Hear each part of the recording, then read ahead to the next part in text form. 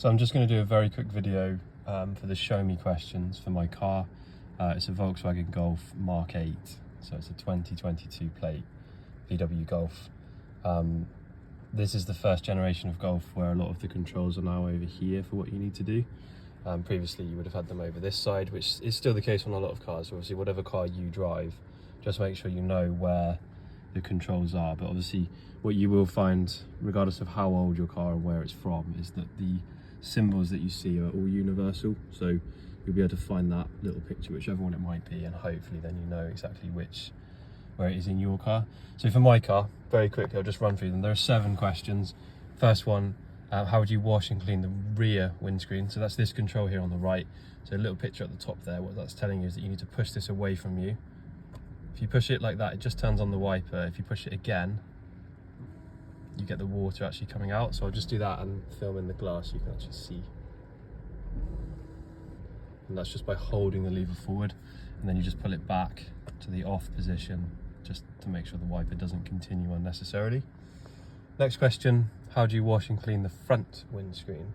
So that again, same control. This time you can see at the bottom, that's suggesting that you pull this towards you. So if I pull it towards me, I'll just pull the camera back so you can see, and then you get the water. There's 2 jets obviously of water coming up, so that's pulled towards you. You don't then need to push that away to turn it off. That does automatically pop back to the off position.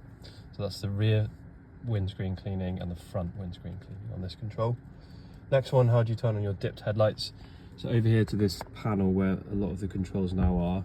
So currently they're set to auto. What you have to do is just press this mode button, little click, little message pops up, dipped beam headlight, and you'll notice that this light is illuminated and this one. So basically your headlights and your side lights are both on.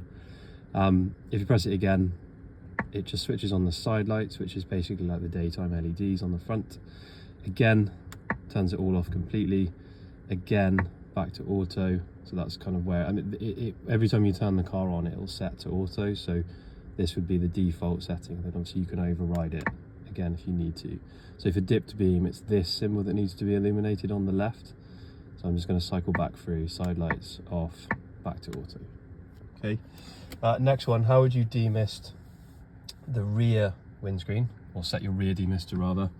Same panel, bottom right hand side, it says the word rear, and this sort of rectangular symbol, actually the same as what you have here, rectangle for rear, curved sort of windscreen shape for the front. So over here, rear demister is that one. So you press it again, it lights up, you hear the little click, and what that's doing is just warming the wires that run through the glass on the back window. Press again to turn it off. Demisting the front windscreen, this button here again, it's the same as on the wiper control, the sort of curved shape rather than the rectangle here.